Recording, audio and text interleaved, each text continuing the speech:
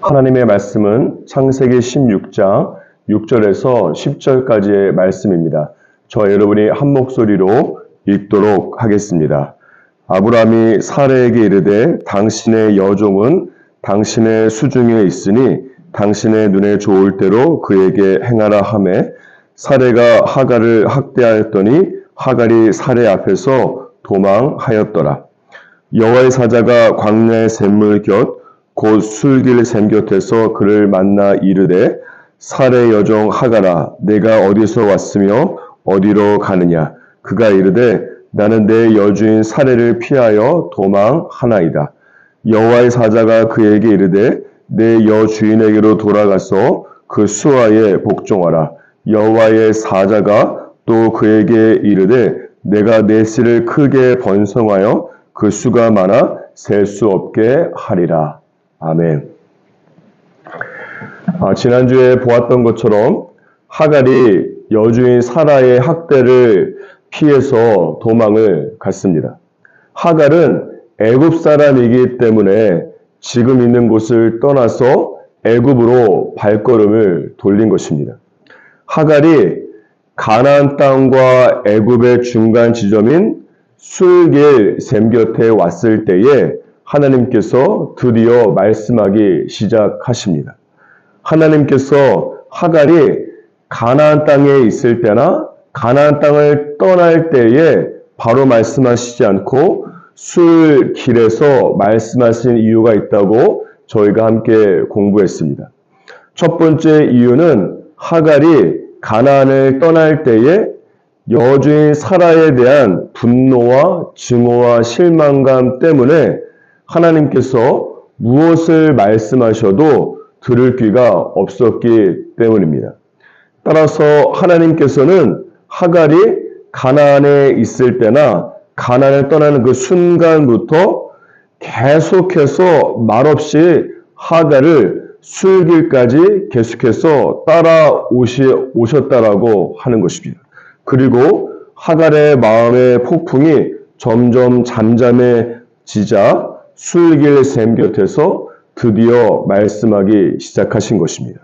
두 번째는 술길은 가나안과 애굽의 이 중간 지점으로 이제 이곳을 지나게 되면 완전히 내 몸도 내 마음도 애굽으로 간 거기 때문에 다시 돌이킬 수 없는 영적인 마지노선이 바로 술길이기 때문에 그런 것입니다.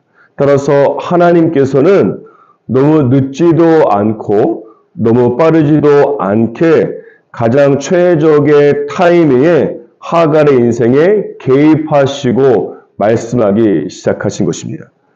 오늘 본문 말씀은 하갈의 마음에 바람과 지진과 불 등 내부의 폭풍이 잠잠해지자 하나님께서 하갈에게 말씀하시는 세미한 음성들에 대해서 말씀하고 있습니다. 8절 말씀을 보시면 하나님께서 하갈을 어떻게 부르고 계십니까? 사레의 여종 하갈이라고 부르고 있습니다. 그러면서 하나님께서 하갈에게 무엇이라고 말씀하고 있습니까? 9절 말씀을 보시면 너의 여주인에게로 돌아가서 복종하라고 말씀하고 있습니다. 왜 하나님께서 하갈에게 그녀를 학대하는 사라에게 돌아가라고 말씀했을까 하는 것이 중요합니다. 그것은 크게 두 가지 이유가 있습니다. 첫 번째는 하나님의 계획 때문에 그렇습니다. 오늘 본문 말씀을 자세히 보시기 바랍니다. 먼저 9절 말씀을 보시면 하나님께서 하갈에게 사라에게 돌아가서 복종하라고 말씀하고 있습니다. 그리고 연이어서 바로 다음 구절인 10절 말씀을 보시면 하나님께서 하갈의 씨를 크게 번성하게 해서 그 수가 많아서 셀 수 없게 만들 것이라고 말씀하고 있습니다. 특별히 고대 사회에서는 무엇이 가장 큰 축복인가 하면 사람의 수가 엄청난 축복을 상징합니다. 사람이 많아야 농사도 짓고 사람이 많아야 다른 부족의 공격에 대해서 싸워서 이길 수도 있고, 사람이 많아야 그들 부족을 보호할 수 있는 견고한 울타리라도 만들 수 있기 때문에 그런 것입니다. 따라서 하나님께서 하갈에게 셀 수도 없을 만큼 후손을 주시겠다라고 하는 약속은 당시 기준으로 보았을 때에 엄청난 축복을 하나님께서 하갈에게 주시고 계신 것입니다. 그런데 지금부터가 중요합니다. 하나님께서 하갈에게 수많은 자손에 대한 축복을 10절에서 말씀하시기 전에 무엇을 먼저 말씀하셨습니까? 바로 9절 말씀해 보시면 여주인 사라에게 돌아가서 그 수중에 복종하는 것을 먼저 말씀하셨다라고 하는 사실입니다. 이것은 무엇을 의미하는가 하면 하나님께서는 하갈을 애굽이나 다른 장소가 아니라 아브라함과 사라의 가정 안에서 축복하기로 결정하신 것입니다.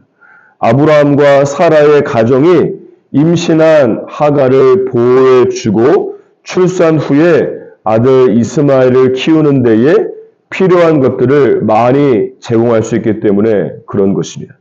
이것은 마치 하나님께서 처음에 애굽 고센 땅에 들어간 야곱의 12 자녀들을 200만 명 이상이나 되는 이스라엘의 국가로 만들기까지 비록 노예의 신분이었지만 애굽 안에 머물게 한 것과 같은 것입니다. 따라서 지금 내가 속한 곳에서 주님이 나를 부르신 곳에서 하갈이 사라에게 학대를 당하는 것처럼 관계에 어려움이 있고 도망가고 싶을 만큼 힘든 고난이 있습니까? 하지만 이때 기억해야 될 것은 무엇인가 하면 지금 내가 있는 그곳이 하나님께서 내게 줄로 재어주신 구역이라면 절대 그곳을 떠나지 않기를 주님의 이름으로 축복합니다.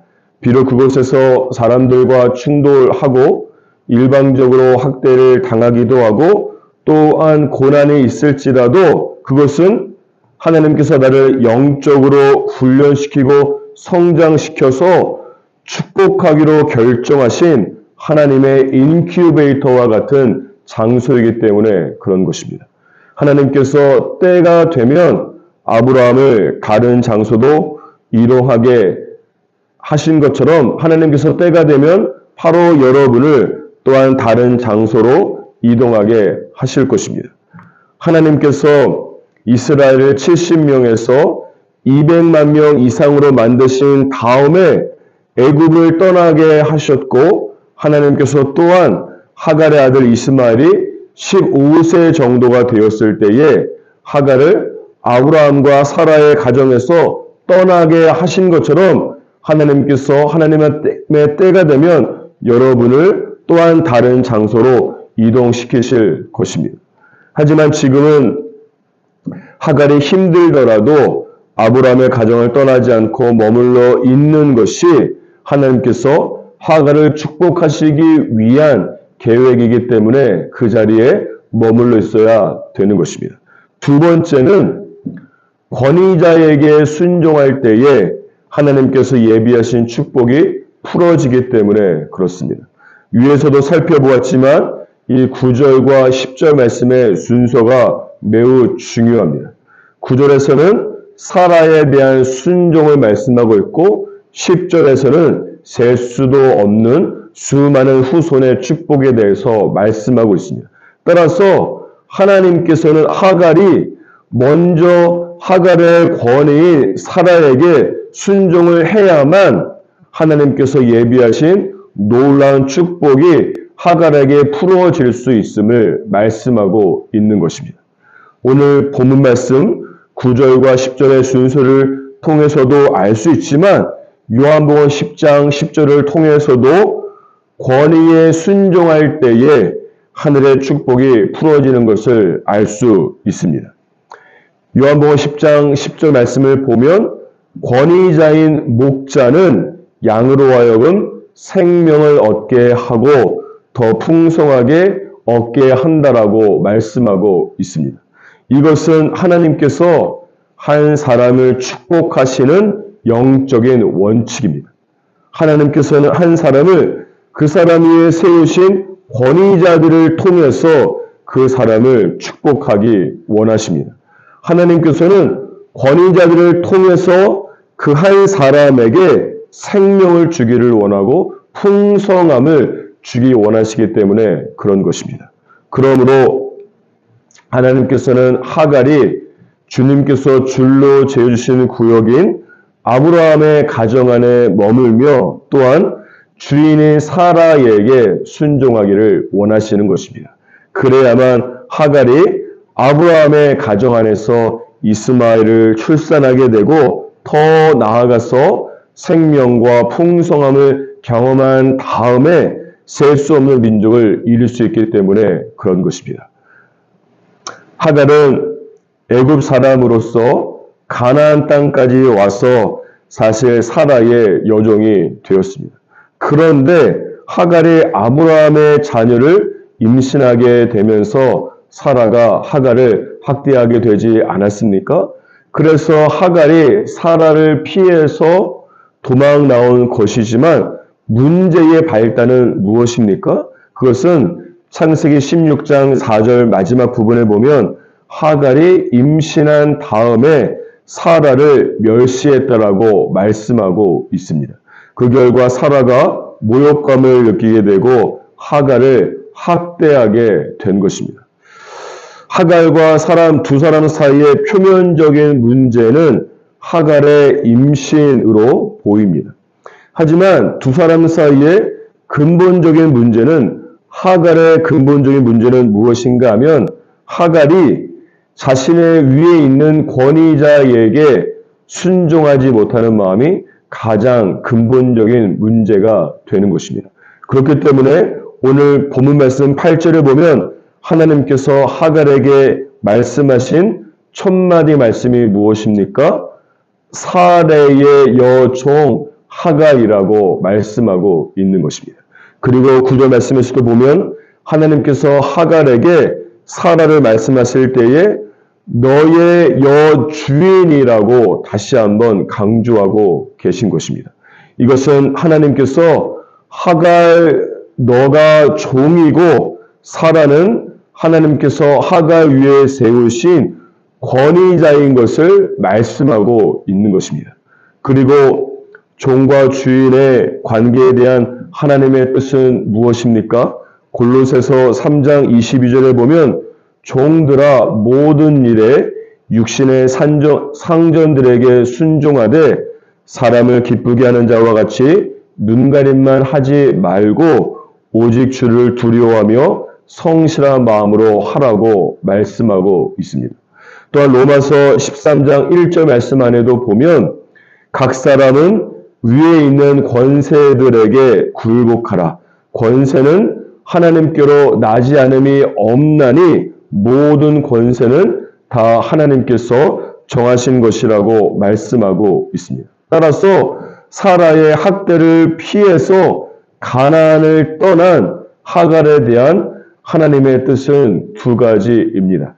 하나는 하나님께서 줄로 재어주시는 구역인 아브라함과 사라의 가정 안에 머무는 것이고 다른 하나는 하나님께서 세우신 권위인 아브라함과 사라에게 순종하는 것입니다. 성경 안에 보면 하갈이 어떤 이유로 가나안까지 와서 사라의 종이 되었는지는 구체적으로 기록되어 있지는 않습니다. 그런데 하갈이 권위자인 사라와 문제가 생겼을 때에 그 해결책으로 도망간 것에 주목해야 합니다. 보통 권위자와 문제가 있는 사람들은 어디를 가든지 간에 갈등의 형태와 시기만 다를 뿐 또 다른 권위자와 문제가 있기 마련인 경우가 많습니다. 이런 의미에서 볼 때 하갈은 어쩌면 애굽에 있을 때에 권위자와 문제가 있어서 애굽을 떠나서 아브라함의 가정까지 오게 된 것일 수도 있습니다. 따라서 하갈은 그 안에 권위자에 대해서 순종하지 못하는 마음이 있는 것입니다. 그런데 이런 권위자인 사라와의 상처가 해결되지 않은 채 살아가다 보니까 가는 곳마다 권위자와 문제가 생겨서 계속해서 도망을 가고 있는 것입니다. 저는 사실 이 순종적인 기질이어서 이 권위자들과 큰 이슈가 거의 없습니다. 그런데 오늘 본문 말씀을 준비하면서 이 제 안에 저에게 모진말을 하고 관계를 끊으려고 했던 영적인 리더가 한 명이 생각났습니다. 제가 그때 큰 상처를 받아서 그냥 관계를 단절하고 나름대로 하갈처럼 도망을 가버렸습니다. 그 후에 저는 완전히 잊어버리고 살았는데 하나님께서 그 리더에 대해서 생각나게 하시면서 저에게 그분을 용서하라고 이 권위자와 권위자 아래에 있는 사람의 관계를 풀라라고 주님이 저에게 말씀해 주셨습니다. 그리고 나서 생각해 보니까 제가 알게 모르게 그 리더를 비난하고 조롱하는 말을 많이 한 것입니다.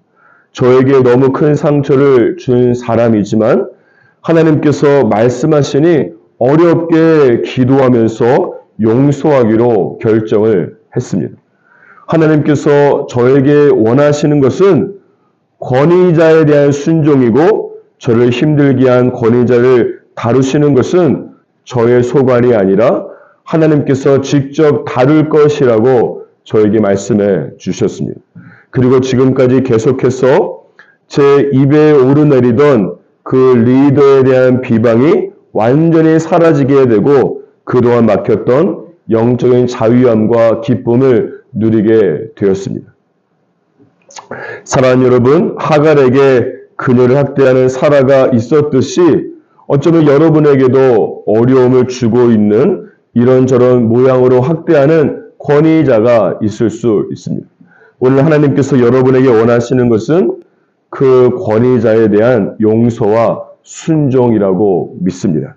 기도 중에 그 권위자를 직접 대면하면서 힘들었던 모든 것을 토설하기를 원하고 하나님의 사랑 안에서 그 권위자를 용서할 수 있기를 주님의 이름으로 축복합니다. 그리고 여러분을 힘들게 한 그 권위자를 다루는 것은 여러분의 소관이 아니라 하나님의 소관 사항이기 때문에 하나님께 맡겨버리시기를 바랍니다. 그때에 여러분 안에 첫째는 영적 생명과 풍성함이 넘쳐나게 될 것이고 둘째는 하갈이 사라에게 순종할 때 주시는 축복과 같은 엄청난 영적인 축복들이 2026년에 여러분에게 풀어지는 놀라운 역사가 일어나게 될 것입니다. 오늘 하루도 주의 말씀 붙잡고 말씀을 듣는 데 그치지 않고 말씀을 온몸으로 살아내면서 말씀의 놀라운 역사와 능력을 경험하는 저와 여러분이 되기를 주님의 이름으로 축복합니다.